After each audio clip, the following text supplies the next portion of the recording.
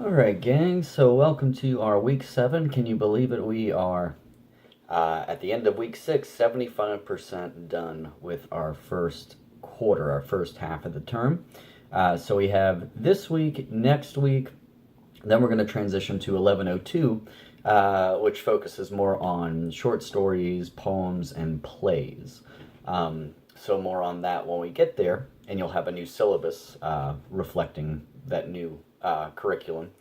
But for now, week 7. So what do we have going on? So first of all, let me just say that the SCC exercises for the argument section, I believe it was 24 through 26, the few that I've had a chance to grade so far, and the rest will be coming back by this week, the discussion forum as well, on the Hazlitt and Swift readings.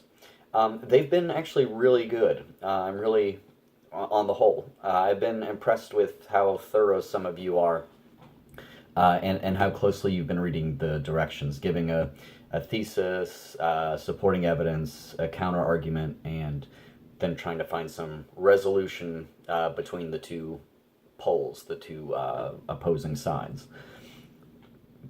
Is that needed in our public discourse more than ever now? You might say so. So, again, just the few that I've looked at so far. A tip of the iceberg. I have many more to grade, but looks promising. So thank you for that. Thank you also for being so responsible with coming to me and asking for clarification or approval with regard to your essay topics and tentative thesis statements. As soon as you give those things to me, like within the day, I try to turn them around and give you an answer. So I think our back and forth with that has been pretty effective. Some of you have waited, like, at the 11th hour, like, as of last night, Saturday. These videos are always recorded on the Sunday before you guys see them. And I don't know, when you ask for approval or clarification or assistance with something that's due Sunday, and you're sending me an email Saturday, it doesn't offer me the most encouraging news, let's say, because come on, it's due the next day. I can't work a miracle for you here. So my antenna go up when I see something like that. How prepared, how organized are you doing this thing? But in any case, maybe you pull out a Hail Mary and it's great. Stranger things have happened. I hold a procrastination award myself from my college days, so we all do it. What matters is the final product. But still, guys, the sooner you communicate with me, always, the better. So that calls to mind what comes up next. So your first versions, your no research required version of the argument, persuasive, is in as of you all watching this video. So you weren't required to do any research. It's all on your own. Your own internal sense of logic, ethical grounds, and grounds using emotion. Okay. So for the research version that's going to be due at the end of week 8, that's not the end of this week, but the end of next week, you will be required to search Galileo, and that is the Georgia University system, or technical college systems, gateway into critical online source material for reference purposes. So if you go, I'm not sure how you guys navigate it there at the high school, but you could go to the GNTC page, and in the search field, just type in library and click, and you'll be given a link to the library, and then you'll see Galileo. And once you click Galileo, you'll see all the different subject fields, like social sciences, history, etc., etc. So depending on what your topic is, I would select one of those subsections. Okay, so let's say your topic has something to do with some social issue. homeschooling, let's say, okay, as just a hypothetical broad topic there. Maybe social sciences would be a good place to go, okay, or psychology or something like that, okay. So make sure you're tailoring your search field to your topic, okay.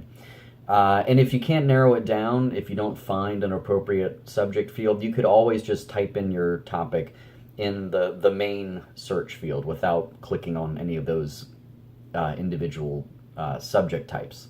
And Galileo it'll sift through and try to find what you're looking for. Okay, so you guys have 2 weeks in which to include 2 to 4 sources, secondary sources, MLA, cited correctly, works cited, using in-text citations.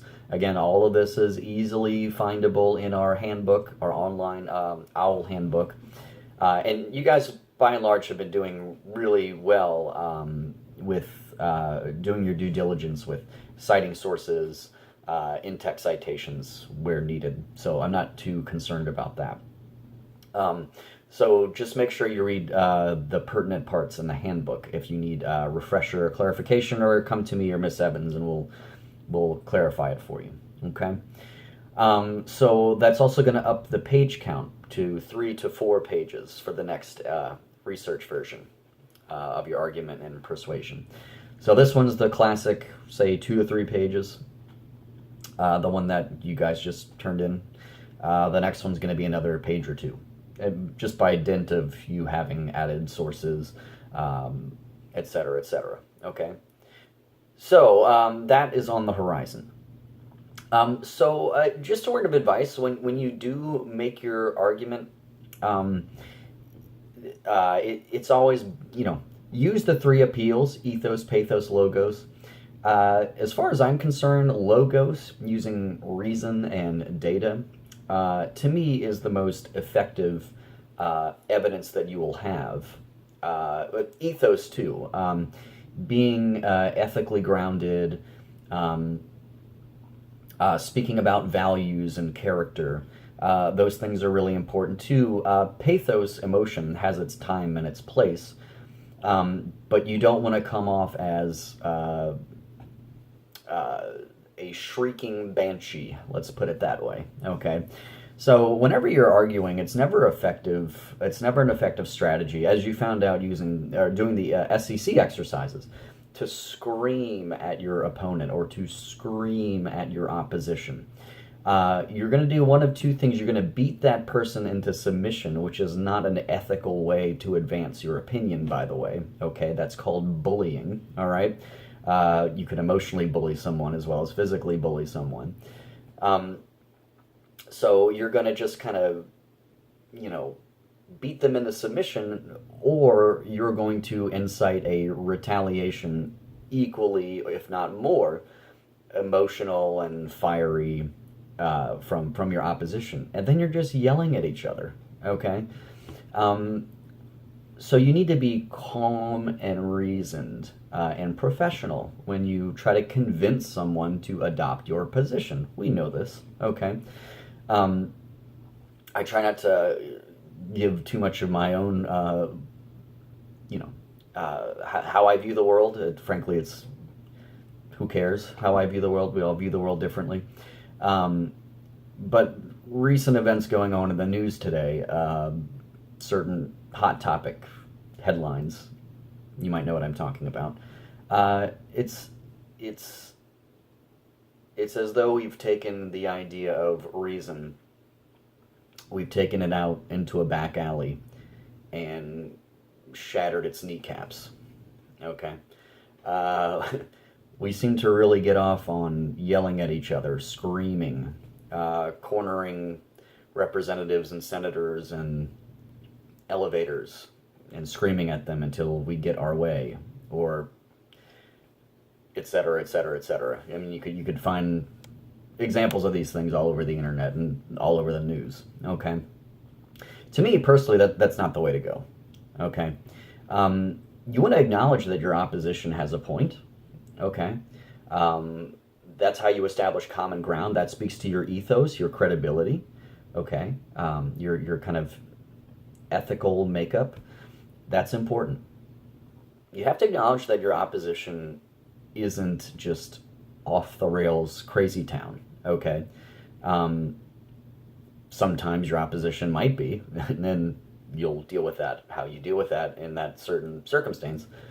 But by and large, people are reasonable. We are, as Aristotle said, rational animals, okay? Political animals, for better or worse. Um, we just don't always demonstrate that very well because we're human beings. It's easy to get worked up, it's easy to get gripped by uh, emotion. We can't help it, okay? There's a time and a place to be effusively emotional, funerals and weddings, okay, and the like. Um, but when you're trying to win someone over with the power of your persuasive techniques, if you use emotion, you want to use it very skillfully and not crassly, okay? Keep that in mind. We also want to avoid using first person pronouns: I, we, mine, us, ours, etc., etc. You want to appear as objective as possible, as scientific and logical as possible. That is achieved using third person: he, she, it, one, the presenter, the viewer, etc., etc., the listener. Um, Hooray logic, okay? Hooray reason. Now you could be logical to a fault as well, okay? You could be kind of like an automaton, like a robot almost, where all you have is reason and you have no heart, okay? If you have no heart and you're just going by cold, calculated reason, that could lead us into some pretty dangerous places as well, because we could rationalize anything, okay?